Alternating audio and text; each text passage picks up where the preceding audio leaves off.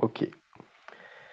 Bonjour à toutes et à tous, bienvenue à cette nouvelle conférence consacrée à la parentalité, aux thématiques qui intéressent les parents de jeunes enfants. Et donc, comme chaque mercredi de chaque mois, nous nous voyons pour aujourd'hui le thème de la prévention des risques d'accidents domestiques. Je vous rappelle que vous pouvez retrouver ces conférences sur le compte YouTube de la mairie du 14e arrondissement. N'hésitez pas à faire diffuser, à faire tourner ces conférences dans votre entourage et à les re-regarder tranquillement en replay si vous le souhaitez. Aujourd'hui, nous avons donc la chance de recevoir à nouveau Madame Marilyn Bildina. Bonjour à vous, Marilyn. Bonjour. Vous êtes donc infirmière puéricultrice depuis 2006. Vous exercez au sein de plusieurs services, maternité, néonatologie, protection de l'enfance, et vous enseignez également auprès de professionnels de santé.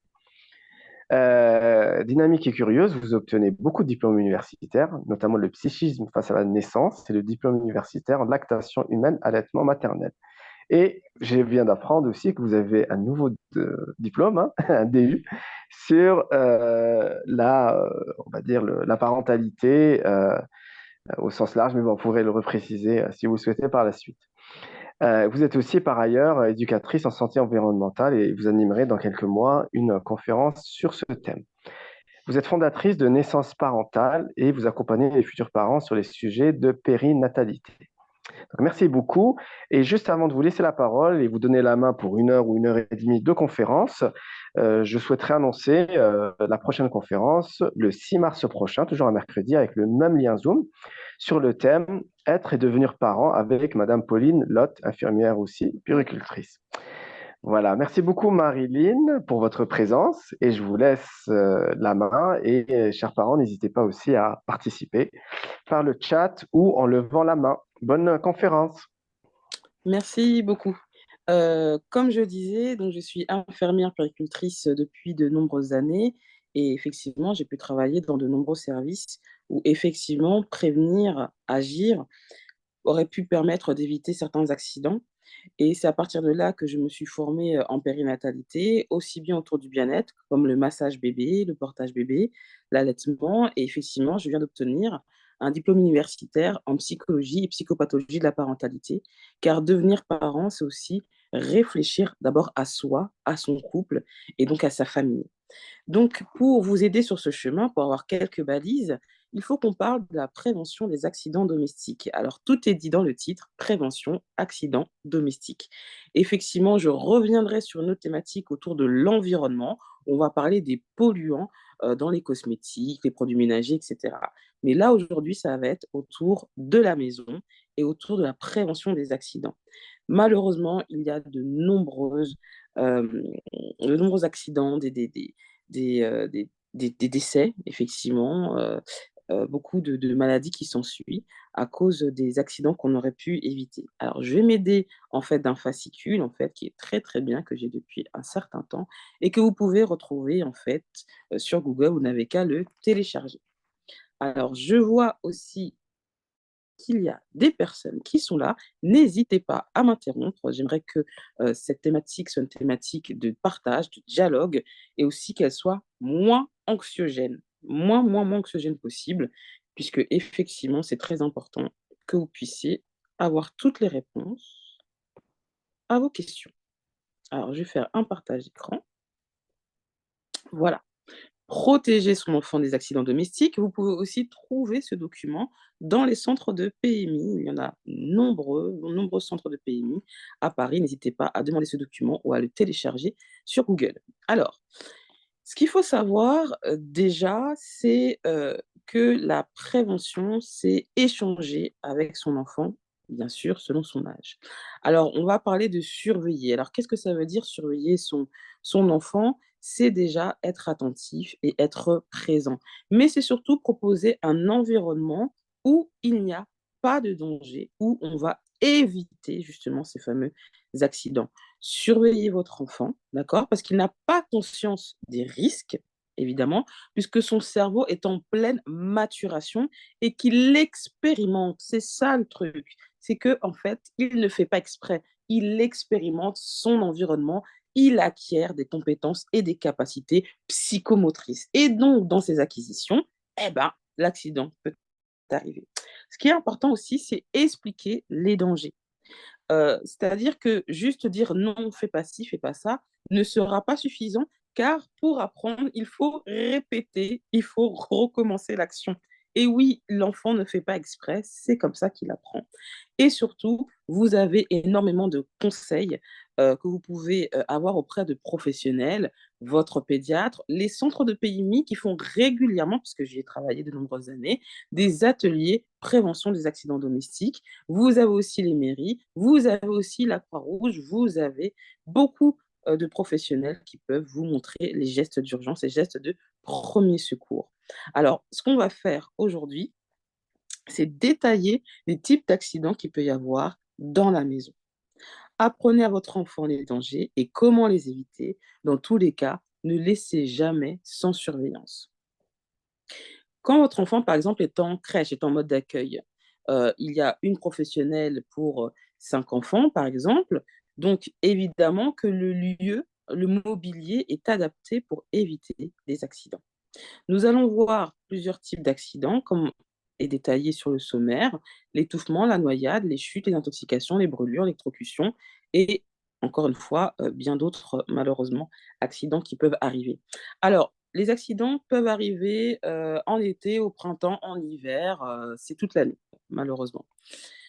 Alors, ce qu'il faut savoir, c'est qu'on va quand même détailler, en fait, finalement, l'éveil de l'enfant. C'est-à-dire, quels sont les accidents qui arrivent pour un nourrisson et quels sont les accidents qui arrivent pour un enfant qui a 18 mois, voire un enfant qui a 6 ans. D'accord? Alors, il faut savoir que chaque étape de développement de l'enfant comporte des risques spécifiques. Dès la naissance, vous voyez, ce qu'on va, essayer d'expliquer aux parents, c'est que, dès la naissance, on va déjà proposer aussi le lit, le temps de sommeil, d'accord? On va le voir en détail. Un enfant doit dormir sur le dos. C'est très important. Je sais qu'à une époque, il y a longtemps, hein, dans les années, 75, 60, on disait le contraire. Mais aujourd'hui, on sait très bien qu'il faut que l'enfant dorme sur le dos, d'accord? Sans oreiller, sans couverture, sans tour de lit. Il faut aussi, que la pièce soit entre 18 et 20 degrés si possible. Dès la naissance, votre enfant doit être constamment, être sur la surveillance d'un adulte. Dans son lit, veillez à le coucher en toute sécurité. Ne le laissez jamais seul dans son bain, sur la table à manger, dans la maison ou dans la voiture. À partir de 3 mois, votre enfant commence à attraper les objets et à les porter à sa bouche. Il se retourne, roule sur le côté et tomber sur la table à manger est possible, ou bien sur votre lit ou sur votre canapé. Dans le carnet de santé qu'on vous a remis à la maternité, je vais vous le montrer tout à l'heure, vous avez aussi 2 pages autour de la prévention des accidents domestiques. Le carnet de santé est un outil pédagogique extrêmement efficace et réactualisé. N'hésitez pas à le feuilleter. Entre 4 et 6 mois, votre enfant commence peu à peu à se tenir assis, mais il n'est toujours pas capable de garder son équilibre. Entre 6 et 9 mois, votre enfant apprend progressivement à se déplacer en rampant puis en marchant à quatre pattes.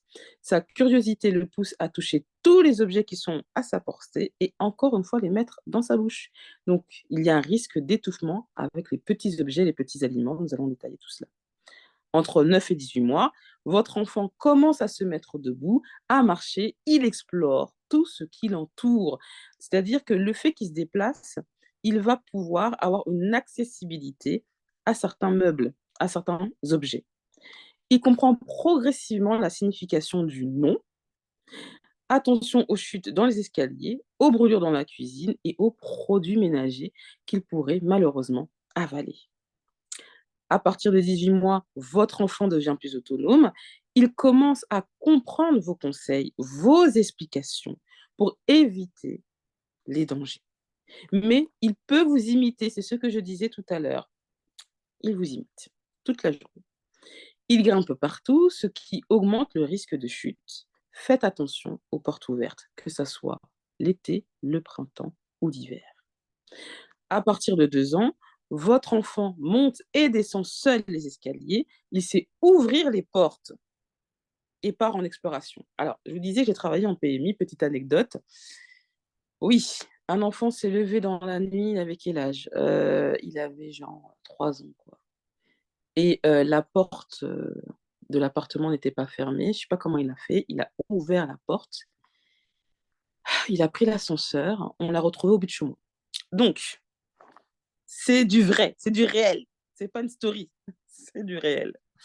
Alors et c'est les pompiers qui l'ont trouvé, hein. Voilà, et donc voilà, on a dû effectivement, voir les parents, faire preuve de pédagogie pour savoir le pourquoi du comment. Un bel enfant vraiment, très intelligent. Alors donc je disais, à partir de 2 ans, votre enfant monte et descend seul les escaliers, il sait ouvrir les portes et part en exploration.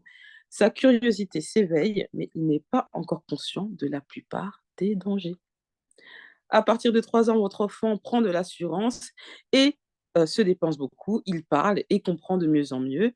Il fait un peu la différence entre ce qui est permis et ce qui est interdit, mais il n'est pas encore capable de mesurer les risques qu'il prend et les accidents sont souvent plus graves. Donc, à chaque étape de son développement, veillez à sa sécurité et apprenez-lui petit à petit les gestes. Y a-t-il déjà des questions? Je continue mon argumentation.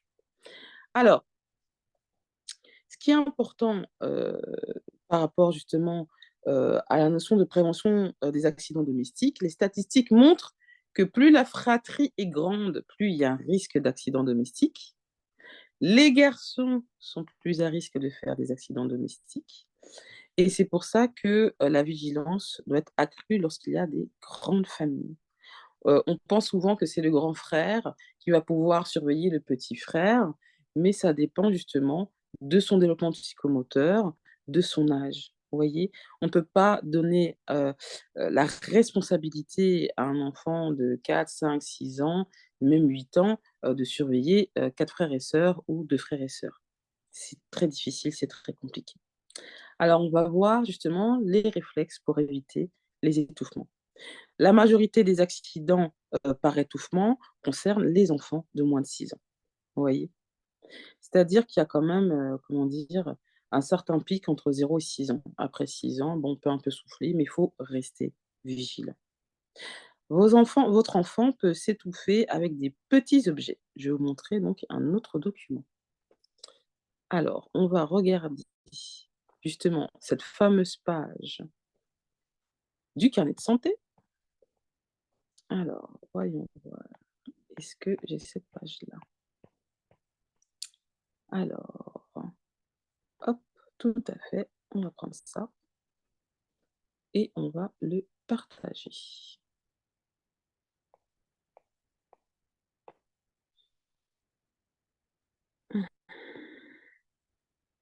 Alors ça, j'ai pris, la page qui est dans le carnet de santé, page 38 et page 39, d'accord? N'hésitez pas à le feuilleter. Alors on parlait de petits objets et hop là, les petits objets, cacahuètes, pistaches, noisettes, noix de cajou, c'est-à-dire ambiance apéro, malheureusement, c'est un risque. Les petits bonbons, surtout les petits bonbons durs où l'enfant ne peut pas mâchouiller parce qu'il n'a pas assez de dents, est un risque d'étouffement. Billes, oui, c'est vrai, c'est à l'ancienne les billes, mais les billes sont toujours présents. Nous avons les petites billes, les boutons, voilà, tout cela doit être hors de portée de l'enfant. D'accord? Alors, c'est important, de justement, placer ces petits objets en fait, soit dans des petites boîtes qui sont accessibles, soit dans des armoires avec un loquet. Vous avez aussi la possibilité d'avoir des kits prévention des accidents domestiques qui sont disponibles dans des grands magasins, voire même sur internet. N'attendez pas que votre enfant marche pour utiliser ces kits. Vous avez un nourrisson, vous avez 2 3 minutes, achetez le kit et mettez, donc ces protèges, protège-coins, les protèges pour éviter en fait que l'enfant ouvre, les portes, tout seul, et mettez-les dans toutes les pièces, de la maison. Faites attention aussi à bien, fixer les meubles comme les bibliothèques. Voilà, Ça, c'est très important. Alors, nous allons revenir sur le risque d'étouffement. Alors, hop, sur ce fameux document. Donc, protégez votre enfant des accidents domestiques.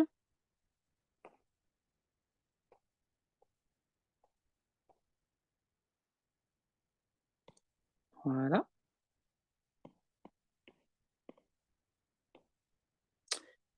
Alors, je disais, le risque d'étouffement, donc avec des petits objets, hein, voilà, qui sont apportés, même les poupées.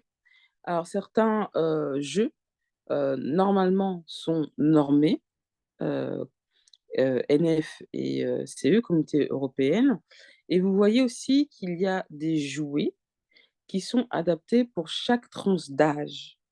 Ce n'est pas qu'une question de psychomotricité, mais c'est pour éviter aussi certains risques. Donc lorsque vous offrez des jouets, lorsque vous achetez des jouets, respectez aussi en fait, les logos, hein, évitez pour les moins de 3 ans, pour les moins de 6 ans, et cetera, et cetera. Donc, je disais, la majeure partie des accidents par étouffement concernent les enfants de moins de 6 ans. Votre enfant peut s'étouffer avec un grand nombre de petits objets et de petits aliments dès que ceux-ci sont à sa portée. Donc, on comprend bien que quand c'est à sa portée, par curiosité, l'enfant va mettre à sa bouche. À partir du moment où votre enfant grandit, joue et escalade, les cordons de vêtements, de rideaux et des écharpes peuvent occasionner aussi des étranglements. Pour le nourrisson, veillez tout particulièrement à le coucher seul, sans objet encombrant dans son lit. Donc effectivement, vous pouvez mettre une petite peluche, mais ça va être plutôt en fait au pied en fait du berceau. Et donc je répète encore, on va éviter donc les oreillers, les couvertures. Un nourrisson dort dans une gigoteuse. C'est très important. Donc comme vous voyez sur l'image, donc la prévention, c'est quoi? Ne laissez pas donc les objets, pièces de monnaie, billes, comme j'ai répété, à portée des cheveux, les barrettes, les capuchons de stylo. Ah bah oui, on en apprend des choses aujourd'hui. Et surveillez votre enfant pendant ses repas et lorsqu'il joue. Et comme on voit sur l'image, on met justement tout ce qui est aussi cacahuètes, olives, hors de portée, en hauteur, donc inaccessible. Risque d'étouffement aussi, ce sont les sacs en plastique. Mettez les sacs en plastique hors de portée de votre enfant. Alors, on va faire quoi? On va ranger les sacs en plastique, mettre hors de portée. Attention aux cordons de vêtements, aux foulards, aux écharpes et aux colliers. Par exemple, j'ai déjà vu des colliers de dentition. Il n'y a pas, entre guillemets, de validation scientifique qui dirait que ces colliers de dentition sont, comment dire, curatifs, d'accord? Donc on ne met pas un collier, pour un nourrisson ou un jeune enfant. Dans son lit, couchez votre enfant en toute sécurité. Je répète, couchez votre enfant sur le dos, toujours seul dans son lit. Faites attention aussi aux animaux domestiques, comme les chats qui adorent aller dans des endroits chauds et donc c'est important de bien fermer, si votre enfant, a sa chambre, la porte, même s'il est recommandé que le bébé, le nourrisson, puisse, dormir dans son lit, dans son berceau les 6 premiers mois avec, donc dans la chambre parentale. N'utilisez pas d'oreiller, de couverture ou de couette. Utilisez un lit rigide et profond, un matelas ferme adapté à la taille de son lit et conforme aux exigences de sécurité. Habillez votre enfant d'un surpyjama et mettez-le dans une gigoteuse adaptée à sa taille. Alors pourquoi adaptée à sa taille? C'est que vous allez voir au fur et à mesure, que vous allez faire votre achat, qu'il y a des gigoteuses de toutes les tailles. Donc si la gigoteuse est trop large, c'est-à-dire que l'encolure en fait, va couvrir en fait le nez, la bouche de l'enfant. Donc il y a un risque d'étouffement aussi. Donc une gigoteuse à sa taille. Habillez, votre enfant, donc je répète, avec un surpyjama, avec une gigoteuse adaptée. N'encombrez pas le lit avec des peluches, des poupées avec lesquelles votre enfant peut s'étouffer. Ne laissez jamais l'animal entrer dans la chambre de votre enfant, je viens de le dire. Ne surchauffez pas la chambre, l'idéal c'est entre 19 voire 20 degrés. Deuxième risque, deuxième réflexe, éviter les noyades. Alors, ça va très, très vite, d'accord? Votre enfant peut se noyer dans 20 centimètres d'eau, et c'est important d'être toujours présent. Alors, on n'est pas obligé de remplir, la baignoire, hem, avec beaucoup d'eau, hein, d'accord? La pièce, doit être, chauffée, on ferme la porte pour éviter les courants d'air. Il faut quand même, que votre bébé puisse, sentir qu'il y a, un sol dur. Je parle pas de ce qu'on appelle le bain enveloppé où effectivement, eh ben, on l'emmaillote et puis en fait, on fait flotter légèrement, le bébé. C'est très important aussi ce soin, de bien-être. Mais pour un soin, hygiénique, on n'est pas obligé de mettre énormément d'eau, dans, la baignoire. Votre enfant peut se noyer en quelques minutes, sans bruit, même dans 20 centimètres d'eau. Alors, on parle de la baignoire, mais ça peut être la piscine l'été, hein. On a donc une petite piscine, gonflable. Voilà, il y a plusieurs enfants, 2, 3, 4, 5, 6, mais c'est pas suffisant. Il faut qu'il y ait absolument la surveillance d'un adulte. Votre téléphone, en fait, vous le mettez en silencieux, les colis, les appels, ce sera plus tard, d'accord? C'est souvent ça, c'est ça qui arrive, c'est-à-dire qu'on donne le bain et puis, on prend son téléphone ou il y a un colis et il y a le drame qui arrive. Vous pouvez aussi mettre un transat, dans la baignoire, mais même s'il y a un transat dans la baignoire, vous restez vigilant, vous restez avec votre bébé. Température de l'eau du bain, 37, pour rappel. Comme le montre l'image, voilà. Ne laissez jamais votre enfant seul dans son bain, même si vous avez mis un siège de bain ou un tapis anti-glissant. Ces dispositifs ne sont pas des articles de sécurité. Ne vous éloignez jamais, même de quelques secondes. Le problème, c'est que même pour les enfants plus grands, qui ont 2, 3 ans, en fait, ils peuvent avoir accès au robinet et donc, en fait, ils peuvent s'ébouillanter. Ah oui, je dis des choses horribles, mais c'est la réalité. D'accord? C'est pour ça aussi. Des conseils pratiques pour donner le bain à votre enfant. Mettez à l'avance à portée de main tout ce dont il a besoin, le savon, le shampoing, les serviettes, voilà, le thermomètre, les fusettes de sérum physiologique, et cetera, les vêtements et ne répondez pas au téléphone et n'allez pas ouvrir à la porte. Les réflexes pour éviter les chutes. Les chutes peuvent avoir de graves conséquences. Entre 0 et 6 ans, c'est la chute qui est l'accident le plus fréquent. Pendant ces premiers mois, votre enfant peut tomber de la chaise haute, du canapé et de la table allongée. Donc, il faut avoir justement cette vigilance. Quand il commence à se déplacer puis à marcher, votre enfant peut tomber dans les escaliers ou d'une fenêtre. Alors, vous voyez dans l'exemple, voilà, ne laissez jamais votre enfant seul sur la table allongée parce que justement, il commence justement, à se tourner et se retourner et donc là, en fait, il peut perdre l'équilibre et tomber et malheureusement, en fait, il va tomber et c'est la tête qui va se cogner en premier. C'est ça le souci. Ne laissez jamais votre enfant sans surveillance sur une table allongée. Prenez toujours votre enfant avec vous si vous devez vous éloigner, même un court instant. D'accord? Encore, c'est souvent les mêmes conseils. Mettez à l'avance tout ce dont vous avez besoin. Installez votre enfant face à vous. Vos gestes seront plus précis et vous attirez plus facilement son regard. Dans sa chaise haute, voilà, vous voyez toujours l'attacher. Utilisez toujours une chaise portant la mention conforme aux exigences de sécurité. Utilisez systématiquement la sangle d'entrejambe et bouclez les attaches. Ne laissez jamais votre enfant sans surveillance. Dans les escaliers, la barrière de sécurité.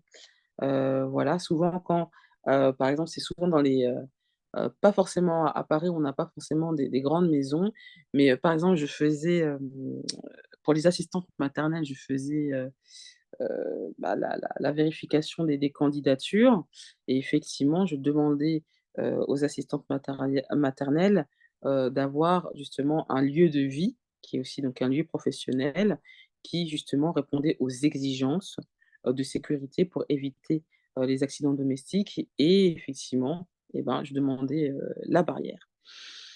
Donc, apprenez à votre enfant à monter et à descendre les escaliers. Ne laissez jamais votre enfant utiliser seul les escaliers jusqu'à ce qu'il sache se tenir à la rampe. On continue, la fenêtre. Et oui, ça s'appelle la défenestration.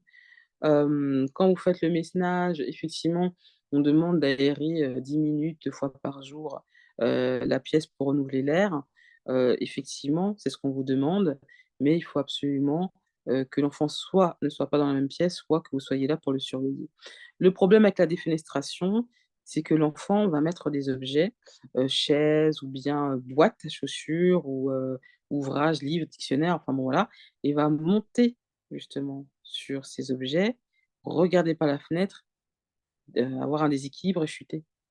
C'est ça le souci. Ne placez donc jamais des meubles ou d'objets sous vos fenêtres ou sur les balcons. Votre enfant peut grimper dessus. Bloquez si possible l'ouverture des fenêtres avec un système de sécurité, donc je vous parlais du kit, donc de sécurité prévention des accidents domestiques, et veillez à ce que votre enfant ne puisse pas escalader ou passer à travers les barreaux de votre balcon. Ah oui, eh oui, eh oui, eh oui. Vigilance, vigilance. Les réflexes pour éviter les intoxications. Donc pendant leur première année, les enfants portent tout à leur bouche. Les principales causes d'intoxication des enfants sont l'ingestion de médicaments, de produits ménagers, de produits de bricolage qui sont laissés à leur portée. Oui, les médicaments. Alors, il faut savoir qu'en plus, les médicaments pour les enfants, sont, sucrés, goût fraise, framboise, et cetera. Donc vous voyez que justement, comme l'enfant a une meilleure appétence au sucre, et ben, il va, vider le pot ou vider la bouteille, hein, voilà. Donc ne laissez jamais de médicaments à portée de votre enfant, d'accord? Toujours ranger les médicaments dans une armoire ou à hauteur, fermée à clé. Ne laissez pas les médicaments dans un sac à main ou sur la table. Petite anecdote protection de l'enfance, madame avait laissé ses pilules contraceptives, sur la table de chevet dans la chambre. L'enfant a mangé au moins 5 pilules contraceptives. Vous voyez l'affaire, c'est du réel. Conseil, respectez toujours les doses de médicaments prescrits par le médecin, puisqu'il peut y avoir effectivement une intoxication puisqu'il y a un surdosage. Les délais entre chaque prise et lisez attentivement la notif. Ne présentez jamais un médicament comme un bonbon. C'est très important. Les produits de bricolage et les produits ménagers. Gardez les produits ménagers et de bricolage hors de portée des enfants. D'accord? Bon alors, petite, aparté santé environnementale. Les produits, qui sont le mieux, bah, c'est les produits, comme, le vinaigre blanc, le savon noir, le bicarbonate de soude.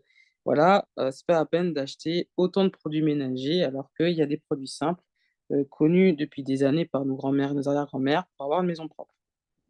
Comme je disais, rangez toujours les produits ménagers et de bricolage en hauteur, hors de portée des enfants et si possible dans un placard fermé. Expliquez, expliquez et encore expliquez à votre enfant les dangers que représentent ces produits et éloignez-le quand vous les utilisez. Ne transvasez jamais un produit ménager dans une autre bouteille. Et oui, c'est comme ça qu'arrivent les accidents. C'est quand on transvase. Utilisez des produits munis de bouchons de sécurité. Alors, des produits toxiques méconnus, lisez attentivement les étiquettes afin de connaître leur toxicité. Votre enfant, par exemple, peut prendre des produits cosmétiques, des dissolvants, des teintures de cheveux, et jouer avec, alors que, ce n'est pas adapté pour lui, bien évidemment. Certaines plantes vertes d'intérieur peuvent aussi être toxiques et il y a aussi, les billes, voilà, les billes qu'on met, dans les bacs à fleurs, pour le terreau. C'est très dangereux aussi, hein, risque de tofu. Réflexe, on continue, éviter les brûlures. Les brûlures, un danger dans toutes les pièces de la maison. Votre enfant peut se brûler en buvant un liquide trop chaud ou en renversant une casserole dans un récipient rempli d'un liquide chaud. d'un aliment, qui est chaud, quoi. Il peut aussi se brûler en voulant jouer avec des flammes, en touchant des objets comme des appareils de cuisson, dans la cuisine. Certaines brûlures peuvent se produire quand vous donnez le bain. Votre enfant, heu, et toute autre personne peut ouvrir l'eau chaude, d'accord? La peau des enfants est plus sensible. Il faut seulement 3 secondes pour qu'il se brûle au 3e degré avec de l'eau à 60 degrés. Donc l'eau du bain, je l'ai rappelé tout à l'heure, 37 degrés. Avant de mettre votre enfant dans le bain, vérifiez avec un thermomètre que ça soit bien à 37. Installez sur les robinets, si vous le pouvez, des dispositifs de sécurité qui permettent de contrôler la température de l'eau. Ne laissez jamais votre enfant jouer seul dans son bain. Il pourrait se noyer, aussi se brûler en ouvrant donc l'eau chaude. Alors ça paraît ce que je vous dis, quelque chose d'assez évident, sauf que quand on est dans le quotidien, voilà, on va travailler, on vient du travail, on prépare à manger, voilà, on a deux trois appels de la famille, et ben, tout ça, en fait, ce sont des réflexes, des réactions, bah, qu'on oublie, tout simplement. C'est pour ça que le rappel est très important. Les objets chauds, donc éloignez votre enfant des appareils électroménagers, donc ne laissez pas votre enfant seul dans la cuisine. Expliquer que la porte du four, peut être brûlante, mais maintenant on a des fours, des portes de four, normalement il n'y a plus normalement ce cas de figure. Équipez, si possible, d'un four à porte isotherme. Méfiez-vous des plaques de cuisson, d'accord? Qui peuvent être encore chauds après leur arrêt. Évitez, que votre enfant s'approche des objets brûlants. Le fer à repasser, un classique, le fer à repasser. Les ampoules électriques ainsi que les appareils de chauffage. Voilà, comme on voit sur, la petite image, vous voyez là, c'est liquide chaud, thé, café, enfin bon, ça peut être, plein de choses, et en fait, par curiosité ou pour vous imiter puisque vous servez justement le thé ou le café, et ben, l'enfant va essayer de prendre justement, bah, la carafe et l'accident arrive. Ça peut être aussi avec la nappe, il tire sur la nappe, l'accident arrive. Ne posez pas de plat chaud sur le rebord de la table ou du plan de travail. Tournez les queues des casseroles vers l'intérieur de la plaque de cuisson. Ne passez pas à côté de votre enfant avec un récipient contenant un liquide bouillant. Ne portez pas votre enfant dans vos bras lorsque vous utilisez un récipient rempli de liquide chaud ou lorsque vous faites la cuisine. Alors oui, euh, une maman préparait des frites, donc pas dans une friteuse mais dans une casserole. Et elle avait, son enfant dans les bras, et en fait, lorsqu'elle a mis les pommes de terre, il y a eu, justement, bah, des éclaboussures, ce qui fait que ça a brûlé l'enfant. Donc voilà. Vérifiez que votre enfant ne puisse pas tirer donc sur la nappe et renverser les liquides ou les aliments chauds. Alors, le biberon. Comment éviter, brûlure avec le biberon? Alors n'utilisez pas le micro-ondes, on va préférer le chaud-biberon. Bien agiter le biberon et évidemment tester, donc justement la température, sur votre avant-bras. Les flammes et les incendies, alors, ouais, donc il y a une ambiance, très bougie-bougie, hein, c'est revenu, à la mode, et donc flammes et incendies. Mettez hors de portée les objets risquant de brûler votre enfant ou de provoquer un incendie, donc briquets, allumettes hors de portée, parce que c'est fascinant de voir, bah, une bougie, de voir des flammes, hein, à tout âge. Ne laissez jamais des bougies allumées, à portée de votre enfant. Ne laissez jamais votre enfant s'approcher d'une cheminée ou d'un barbecue, et n'allumez jamais une cheminée ou un barbecue avec de l'alcool. Oui, oui. Alors, si possible, évitez de fumer en présence de votre enfant et vérifiez vos installations électriques et de chauffage. Réflexe: évitez les électrocutions. Votre enfant peut s'électrocuter avec des prises. Alors maintenant, il y a des cache-prises, et normalement, les immeubles, ont automatiquement dans la prise, en fait, un comment dire? Un comment dire? un dispositif de sécurité. Normalement, c'est OK. Mais quand bien même, je répète, on est vigilant. Alors, dès qu'il commence à se déplacer à quatre pattes, votre enfant est attiré par les prises. Il peut s'électrocuter en y glissant les doigts ou des petits objets en métal. Attention à la présence d'eau à proximité des appareils électriques peuvent augmenter le risque d'électrocution. Alors, vous voyez, donc il y a maintenant des caches-prises, normalement, qui sont des dispositifs qui sont maintenant dans tous les appartements. Apprenez à votre enfant à ne pas toucher ou à jouer avec les prises de courant. Faites installer des prises à ellipse ou cache-prises à ventouse ou à clé. Ne laissez pas des rallonges branchées. Ouais, ouais, ouais, ouais. Et ne surchargez pas vos prises électriques avec des multiprises parce qu'en fait, il va jouer, il va donc faire un jeu, mettre dedans, sortir. Voilà, c'est un jeu, quoi. Les enfants jouent. Alors, les appareils électriques, évitez d'utiliser un appareil électrique en présence d'eau. Alors, comment faire pour éviter l'électrocution? N'ouvrez jamais l'eau chaude, enfin l'eau chaude ou l'eau froide, n'ouvrez jamais l'eau du robinet à proximité d'un appareil électrique en marche. Débranchez et rangez tous les appareils électriques dès que vous avez fini de les utiliser. Sèche-cheveux, rasoir électrique, appareil d'épilation, chauffage mobile, fer à repasser.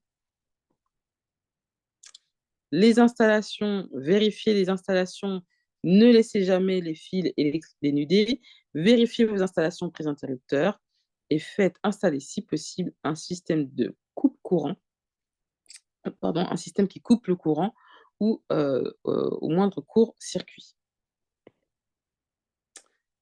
Les bons réflexes, c'est aussi à l'extérieur, et oui, puisque c'est l'environnement de l'enfant.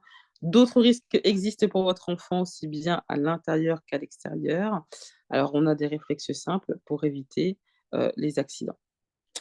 On va parler d'un sujet qui est très important. On va parler de la mort subite du nourrisson et le syndrome du bébé secoué. Pourquoi? Oui, c'est un accident domestique puisque c'est dans la maison. Alors la mort subite du nourrisson, on en a déjà parlé tout à l'heure, donc je vais pas vous répéter. La base, dormir, sur le dos, pas sur le ventre, hein, jamais sur le ventre et pas d'oreiller, d'accord? Alors, petite attention quand même, ne pas fumer dans la chambre du bébé, ça, justement augmente le risque de la mort subite et de la mort inopinée, du nourrisson. C'est ça le tabagisme passif. Ne jamais, donner à votre bébé des médicaments pour dormir, ça c'est important et ne l'habituez pas à dormir avec son biberon. Concernant le syndrome du bébé secoué, hem, un enfant alors le syndrome du bébé secoué. Le bébé pour s'exprimer, les premiers temps de vie, ce sera justement, de vous solliciter avec des pleurs. D'accord? Et c'est pour ça que c'est important, si possible, de vous entourer, de famille, d'amis, et d'avoir des temps où vous pouvez vous reposer, un temps off. C'est-à-dire que s'occuper H24 d'un enfant, c'est nouveau dans l'humanité. Dans l'humanité, il y avait toujours en fait, entre guillemets, «la famille, la tribu, les voisins» pour s'occuper d'un enfant. Vous connaissez, il faut tout un village pour s'occuper d'un enfant. Quand vous sentez que vous n'êtes plus en capacité de supporter les pleurs parce que vous avez tout fait, vous avez tout fait. Vous l'avez bercé, vous l'avez béni, vous vous êtes promenés, vous lui avez donné à manger, vous avez joué, vous l'avez massé, vous avez tout fait. Continuez à pleurer, il a pas de fièvre, il est en bonne santé. Vous avez tout fait, vous passez la main ou vous le mettez dans son berceau. Vous fermez la porte, vous soufflez. C'est la seule solution. Parce que dire ne jamais secouer, en fait, c'est trop facile. D'accord? Je répète, lorsque vous en pouvez plus, vous passez la main ou vous mettez votre enfant dans son lit, dans son berceau, dans sa chambre, vous fermez la porte, vous soufflez. Le berceau, c'est son seul lieu de sécurité, de manière absolue. On parlait donc d'éviter, aussi d'autres risques, éviter les blessures dans la maison. Ah bah oui, les portes, l'enfant se pince. Apprenez à votre enfant à ne pas claquer les portes, à ne jamais laisser ses doigts dans, l'encadrement des portes. Installez si possible des blocs-portes. Attention aux portières de voiture ou aux portes d'entrée plus lourdes et plus coupantes. Les coins des tables, évitez que votre enfant se blesse la tête en se cognant. Vous pouvez utiliser donc les protège-coins. J'avais parlé des jouets au début de cette conférence. Donc, les jouets peuvent provoquer couramment des accidents. Si votre enfant, par exemple, arrache le bras ou l'œil d'une peluche, il risque de l'avaler et de s'étouffer. Donc, donnez-lui uniquement des jouets conformes aux exigences de sécurité et donc adaptés à son âge. Si vous avez un doute sur la sécurité de votre enfant, ne donnez pas de jouets à votre enfant. On continue. Morsure d'animaux. Une morsure d'animal peut avoir des conséquences évidemment très graves qui entraînent l'hospitalisation. Ne laissez jamais votre enfant seul avec un animal, même familier. Même familier. Expliquez à votre enfant que tous les animaux, même animal qu'il connaît très bien, peuvent avoir des réactions inattendues et dangereuses. Apprenez-lui à éviter d'approcher la tête de l'animal, à ne pas le déranger quand il mange, à ne pas lui tirer les oreilles. Si vous souhaitez acheter ou adopter un animal, prévoyez de le dresser et demandez conseil à votre vétérinaire. Les jouets en plein air. Alors, pour éviter les accidents des jouets en plein air, veillez à ce que votre enfant utilise correctement l'équipement du jeu. Faites attention aux vêtements de votre enfant, ceinture, échappe, cordon. Vous pourrez s'étrangler en jouant avec. La voiture. Alors, d'ailleurs, il y a un document qui est très très bien fait, sécurité routière, je crois que je l'ai, je vais vous montrer juste pour montrer comment est ce document, comment il est très bien fait. Dans la voiture, installez votre enfant dans un siège adapté à son âge, adapté à son poids, d'accord? Et respectez la notice. Veillez à ce que votre enfant soit toujours attaché, même pour des trajets courts, et ne laissez pas votre enfant seul dans la voiture. Ça arrive malheureusement fréquemment. Faites toujours sortir votre enfant de la voiture côté trottoir. Alors, on me dit, mais Marie-Hélène, c'est évident, mais qu'est-ce qu'elle nous raconte? Mais oui, je répète quand même les évidences. La piscine, oui, c'est sur le risque de noyade. Un enfant, je répète, peut se noyer en quelques minutes sans bruit, même dans 20 cm d'eau. Ne laissez jamais votre enfant sans surveillance dans une piscine ou à proximité. Si vous avez une piscine enterrée ou hors sol, des dispositifs de sécurité sont donc obligatoires. Alors, que faire en cas d'accident? Donc, vous avez plusieurs numéros. La première chose à faire, c'est d'appeler le 15, de dire l'âge de votre enfant et justement quel type de risque, en fait, quel type d'accident il a. Vous avez les pompiers, le 18. En cas d'intoxication par un médicament, produit ménager, appelez le 15. Et puis après, ils vont vous orienter, ils vont demander au centre antipoison. Donc en gros, appelez le 15. Alors, est-ce qu'il y a des questions ou pas? Je continue. Je voulais vous montrer un autre document. Alors, hop. Alors, on a le document sur les sièges auto. Donc, OK. Puisque la voiture fait partie de notre quotidien.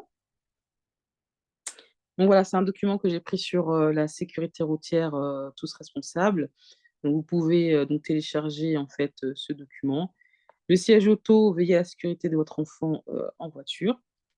Petit rappel, en voiture aussi, les parents sont responsables de leur enfant. Donc il est indispensable que votre enfant prenne l'habitude de voyager attaché. Donc c'est une notion d'éducation, c'est une question d'habitude. Alors, ceci dès son plus jeune âge, quelle que soit la distance. On se dit: «Non, mais bon, c'est 5 minutes, ça va». Mais non, ça va pas, il faut attacher l'enfant. En effet, pour leur sécurité, tous les enfants de moins de 10 ans doivent être attachés dans un dispositif, même après 10 ans, spécifique, de retenue de leur déplacement. Trop d'enfants sont encore mal attachés ou installés dans des dispositifs mal adaptés. Le port de la ceinture est obligatoire aux places avant et arrière du véhicule. Vous êtes responsable de tous les passagers mineurs que vous transportez et passible d'une amende, 135 €. Oui, oui. Pour passagers de moins de 18 ans non attachés, 135 €. D'accord? Donc je vous laisserai, lire ce document qui est très bien fait. Quelques conseils: ne vous précipitez pas sur, la première promotion venue pour, justement pour avoir, des dispositifs. Il faut vraiment voir qu'ils soient homologués.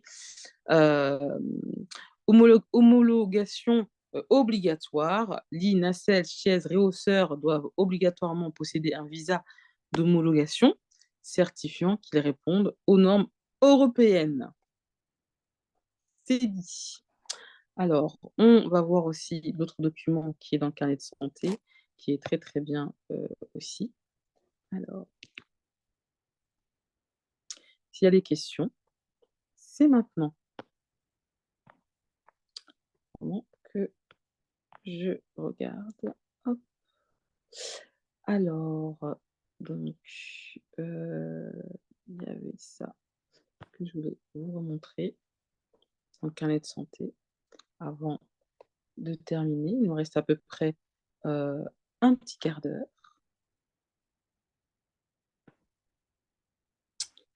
Donc, on a vu un petit peu tout ça.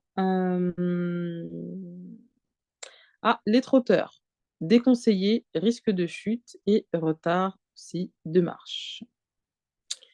Alors, en cas d'ingestion, je disais, appelez le 15. Alors, en cas d'ingestion, on ne donne rien, on ne fait pas vomir, on ne donne pas à boire. Si on fait vomir, ça va repasser une nouvelle fois, en fait, dans le tube digestif, et si on fait boire de l'eau, du lait ou autre chose, la substance, toxique va s'imprégner, en fait, dans, les intestins. Donc on ne fait pas vomir, on ne donne pas à boire, on appelle le 15. En cas de brûlure, on met de l'eau fraîche sur la partie, brûlée pendant 5 à 10 minutes. On ne met pas de dentifrice, on ne met pas d'huile, on ne met pas de pommes de terre, on ne met rien dessus. C'est important. Sur la suite du document du carnet de santé, comme ça, vous l'aurez vu en entier. Hop,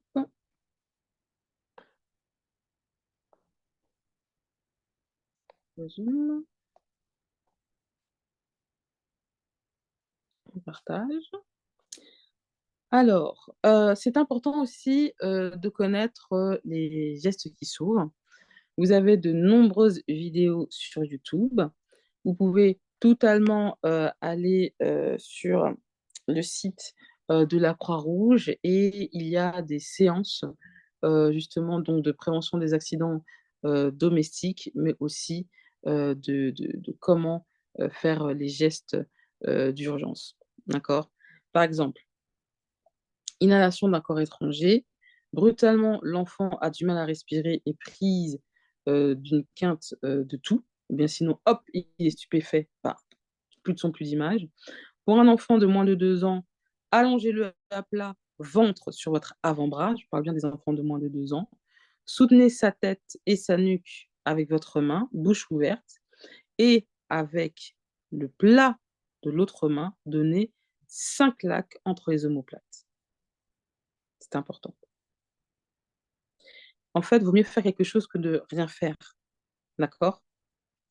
Pour un enfant de plus de 2 ans, maintenez-le en position assise ou debout, comme montré sur la petite, image, et en fait, si possible, pratiquez la manœuvre d'Heimlich. C'est-à-dire que vous faites, un point, avec votre main, et vous mettez ce point, en fait, sous, les côtes, et vous faites, justement, un espèce de va-et-vient pour que l'enfant, puisse vomir. Mais c'est plus important, en fait, d'apprendre ces techniques de visu avec des professionnels, des médecins, des infirmières, des pompiers, et aussi on a tout le matériel. Donc c'est important. C'est-à-dire que prévenir, c'est sauver des vies, sauver, la vie d'inconnus, sauver la vie de vos enfants, de votre famille.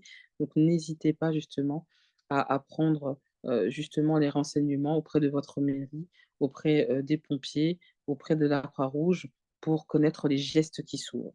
D'accord? Alors, on en a terminé justement sur la prévention des accidents domestiques. L'objectif, c'est juste de vous donner des repères clés sur les différents réflexes à avoir pour éviter ces accidents. L'objectif, c'est aussi de vous dire que maintenant que vous savez tout ça, vous êtes capable d'être dans l'action et donc d'agir. C'est ce qu'il y a de plus important. Bon, bah, merci à tous et puis je vous dis à bientôt pour une autre conférence sur la santé environnementale. Merci à tous. Donc, merci beaucoup, Marilyn, pour toutes ces informations du coup nécessaires à la sécurité et au bien-être de nos tout petits.